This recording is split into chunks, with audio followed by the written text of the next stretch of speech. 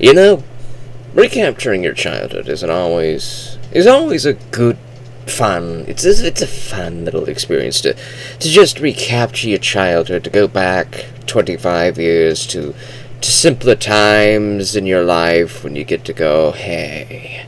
I remember seeing that on Cartoon Network in the year 2000 for Halloween specials time, and it was a great time. I watched it the following year around Halloween again, because they kept showing it on Cartoon Network around Halloween. It's Alvin and the Chipmunks meet Frankenstein.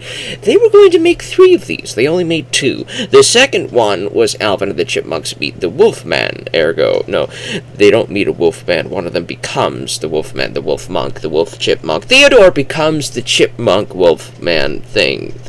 And it's a great one, but this one's the better one. This is obviously the better of the 2 movies. They were going to make a 3rd one where they would meet Dracula, but there was a rights dispute. There was like a lawsuit, problems behind the scenes, trouble in paradise, and all of the fans of these 2 movies were disappointed, but admittedly we have to say that the rights holders to the Alvin and the Chipmunks deserved to have their rights, even though Universal could no longer make their 3rd movie about the Chipmunks meeting Dracula, which would have been a very fun movie. It was canceled, though, and it never got made. There was never a partnership between them afterwards with a royalty split or anything like that, so we never got to see the 3rd one. We never did, but we at least get to see the first 2. Alvin and the Chipmunks is another staple of the childhood era. It's one of those great classic childhood cartoons that played throughout the 80s when I wasn't alive. However, a lot of people were alive back then who remember this show and absolutely loved it, and people who were alive after this show who got to see the reruns and got to see the movies when they were new.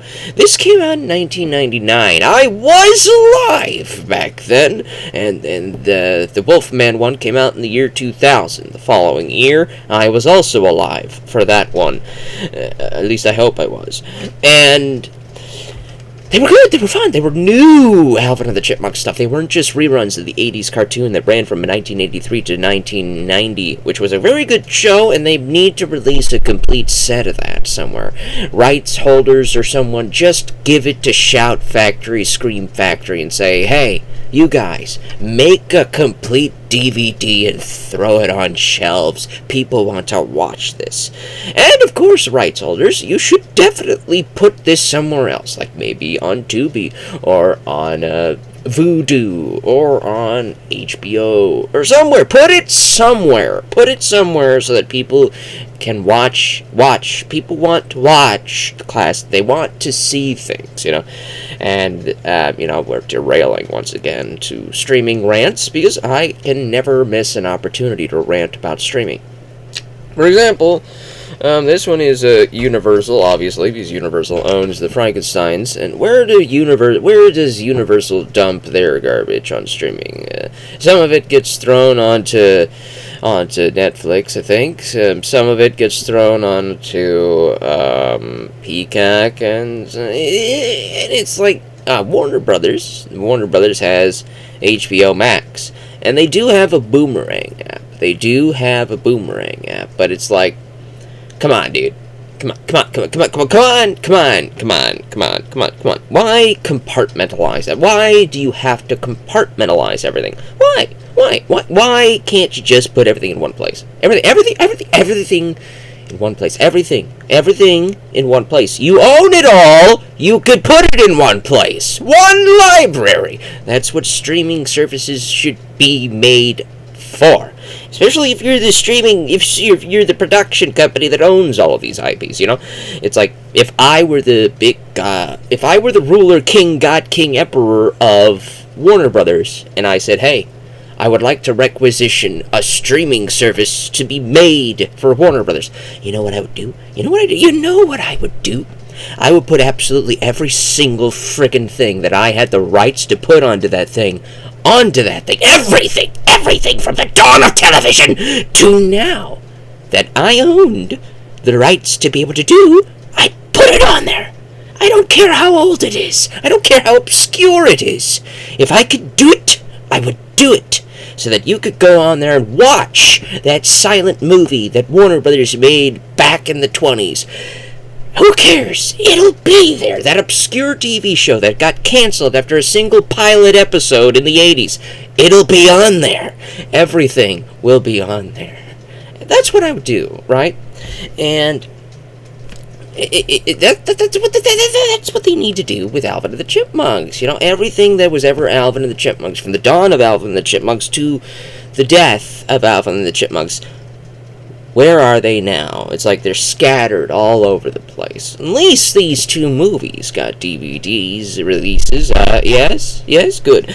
Now, what about the 80s show? Where's that? Why haven't you done anything that? What about that other movie? And what about that 60s thing? You know, there was a 60s idea. It's like it's all over the place. It's like hopscotching all over. It's like a video game company that keeps on going through different production companies, so that your first game is with this company. Your next 3 games is with this other company, and then your next few games are with this other company, and we can never release all these older games in one place because of all these other rights holders, and everybody holds something differently, and the alphabet soup of licensing, and it's annoying. It's annoying. It's very, very, very annoying. This rights-holding nightmare alphabet soup labyrinthine maze of garbage that is the movie-making and video game-making industry. It really needs to be streamlined and simplified. It really needs to be easier to access all these things. It's like, yeah, I'll probably make a video game rant sometime later. Maybe I'll make it when I talk about... What was that other movie? What was that other game I was going to talk about? Was it Alone in the Dark? No, it wasn't Alone in the Dark. It was something that, well, when I remember it, I'll probably make a video about it. But right now, we're talking about Alvin and the Chipmunks. Alvin and the Chipmunks is a childhood delight. I remembered it the year it came out. I remembered it the Halloween subsequently. It is a childhood classic. And I have the theory that the 1998 Scooby-Doo on Zombie Island would probably be indirectly responsible for these movies being made. Because it's like, after Scooby-Doo on Zombie Island, we had a plethora of horror-related cartoons just spewed out there, banking and tanking and banking on that Zombie Island craze. Courage the Cowardly Dog came out after Zombie Island, after all. Grim Adventures of Billy and Mandy, Grim and Evil. Billy and Mandy came out at all of that. Invader Zim. All of this came out after Scooby-Doo on Zombie Island. It's like this one movie came out and reinvigorated the horror cartoon craze. And I think we do have Scooby-Doo on Zombie Island to thank for Alvin and the Chipmunks Meet Frankenstein. Because I don't know if they would have made this movie if Zombie Island hadn't come out and done as well as it did. Because it's not as good as Zombie Island, but it is charming. It's very charming. It's very silly. It's a little bit. It's far more child friendly than Zombie Island. I'll give you that much. When you watch this movie, you could definitely tell it was more kidified. But there are quite a lot of things for families, people of all ages, to enjoy with this movie. There's a guy called Mr. Yes Man who runs an amusement park.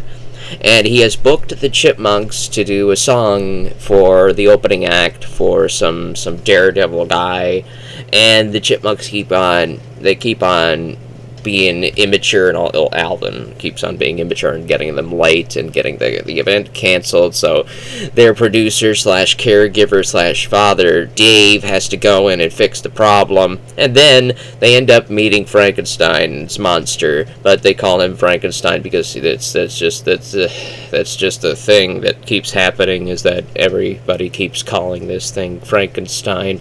The Scooby-Doo show is called this guy Frankenstein.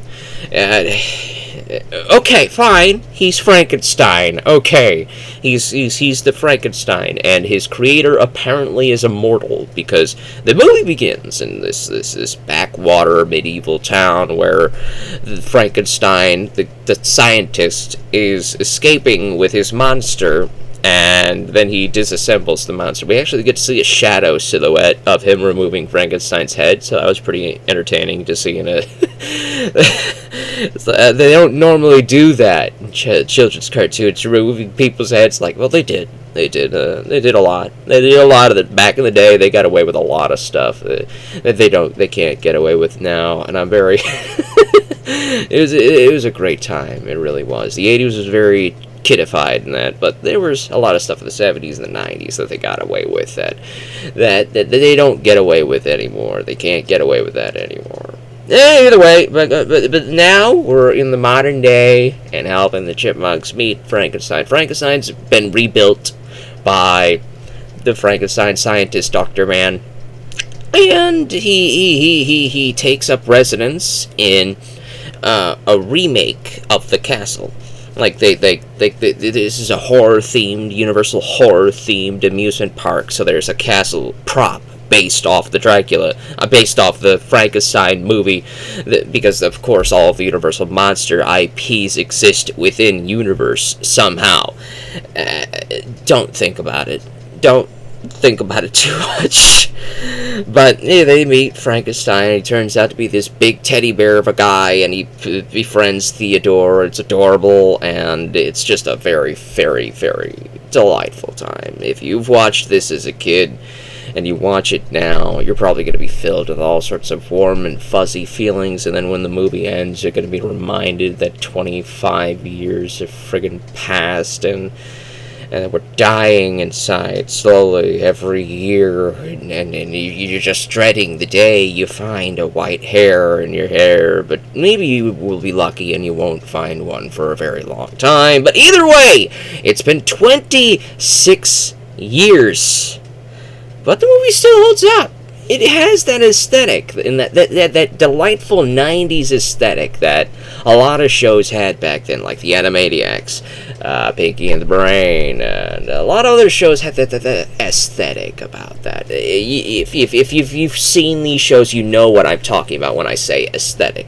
It's got that aesthetic about that type of animation aesthetic that's just so aesthetically pleasing from a time period that you really wish would come back. I'm tired of these oblong shapes. There's way too many oblong shaped cartoon shows. Bring this back. The only weird thing about this was the Chipmunks, you know? Everybody else looked pretty normal. The cartoon aesthetic was the Chipmunks being the Chipmunks. It's like, they're talking chipmunks. Okay, everybody else is kind of normal, but okay. Whatever. It's Alvin and the Chipmunks meet Frankenstein. It's a completely harmless movie. You will love it if you've watched it before, and if you haven't watched it before, I recommend watching this one. Do not watch the live-action Alvin and the Chipmunk movies unless you like them. If you like them, then watch them. But if you haven't watched them, I would recommend watching this over those. I definitely would recommend watching this one and the werewolf one over those live-action ones. But that's just me, a curmudgeon person that likes to recapture the past. So, yeah, there's Alvin and the Chipmunks meet Frankenstein. That's all I got.